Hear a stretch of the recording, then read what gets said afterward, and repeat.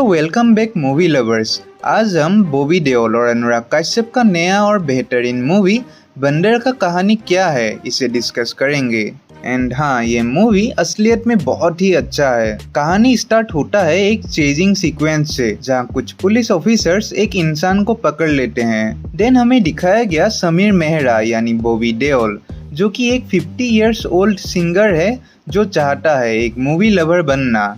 वो अपने नए रिलेशनशिप में है खुशी नाम के एक लड़की के साथ। दोनों के बीच एक बॉन्डिंग तो है, लेकिन समीर के कैरेक्टर को एक ठरकी वाला अपीयरेंस दिया गया है। फिर एक दिन कुछ पुलिस ऑफिसर्स उसके घर आके उसे बोलते हैं कि तुम पर केस फाइल हुआ है और इसीलिए तुम्हें पुलिस स्टेशन जाना होगा। समीर उनको बोलता है कि उसने कुछ भी नहीं किया, तो किस बात का केस फाइल हुआ है। बट पुलिस वाले ये सब नहीं मानते। पुलिस स्टेशन जाने के बाद एक सीनियर ऑफिसर इसे इंटरोगेट करता है, जहां हमें पता चला कि समीर के एक्स गर्लफ्रेंड गायत्री ने उसके ऊपर रेप का केस किया है। अब ये सुनकर उसे कुछ समझ नहीं आता एंड वो बोलता है कि उस लड़की को इसने ब्लॉक करके रखा है, जो कि उसे काफी दिनों से स्टॉक करके डिस्टर्ब कर रही थी। बट तभी पुलिस ऑफिसर उसको उनके बीच होने वाले चैट दिखाता है, जहां काफी सारे सेक्सुअल कॉन्वर्सेशंस और न्यूड फोटोज भी इंक्लूडेड थे। पुलिस स्टेशन में उसकी करंट गर्लफ्रेंड खुशी पहुंच तो गई, बट वो भी कुछ नहीं कर पाई और समीर को कस्टडी के लिए जेल शिफ्ट कर दिया गया। समीर जेल में जाकर एकदम शॉक्ड और ट्रॉमेटाइज्ड हो गया वहाँ का हालत देखकर। इतने छोटे छोटे प्रिजन्स में इतने सारे एक्यूज्ड लोगों को रखा जाता है कि कहीं बैठने के लिए भी जगह नहीं रहता। जेल में जाने के बाद समीर को अपने अमीर और एरोगेंस वाले बबल से बाहर निकलना पड़ता है। जेल में हर कोई इंसान तो एक्यूज्ड है, लेकिन हर कोई अपने आप को इनोसेंट बोलता है, क्योंकि सबको लगता है कि जो किया वो सही किया। जेल समीर को रियलाइज करवा देती है छोटी छोटी चीजों का कीमत। वहाँ मिरर्स नहीं होते, क्योंकि मिरर्स को तोड़ के लोग भागने का कोशिश कर सकते हैं, और इसीलिए कुछ सालों तक रहने के बाद वहाँ के लोग अपना खुद का शक्ल भी भूलने लगते हैं।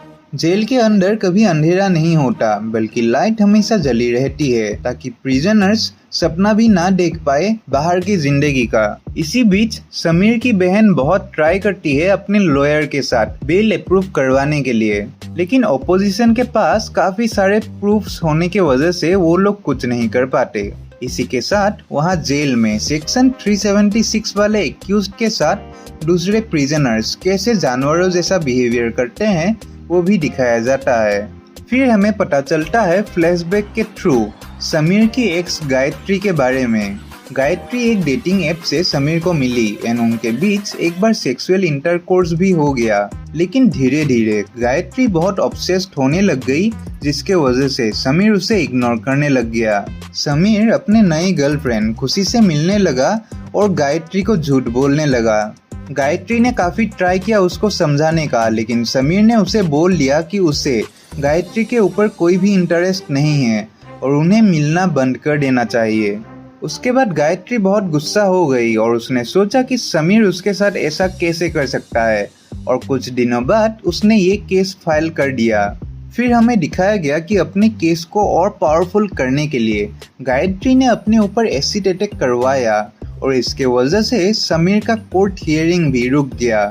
फाइनली समीर अपने इस सिचुएशन को एक्सेप्ट कर लेता है और जेल में अपने रोल को उसने अपना लिया।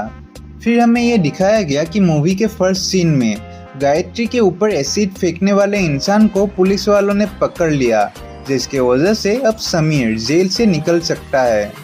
लेकिन मूवी समीर को जेल से निकलते हुए नहीं दिखाती और कहानी को कंक्लूड करती है समीर को जेल का ही एक हिस्सा बनते हुए दिखाकर। मूवी यही सिखाकर जाती है कि अगर वो जेल से निकल भी गया, फिर भी वो अपने जिंदगी के पिंजरे में हमेशा बंद ही रहेगा, जैसे हम सब भी अपनी ही लाइफ में बंदर की तरह फंसे हुए हैं। तो एट द एंड डेफिनेटली आप इस कमाल के मूवी को देख सकते हो। बाकी अभी के लिए तो इतना ही, मिलते हैं किसी दूसरे वीडियो में।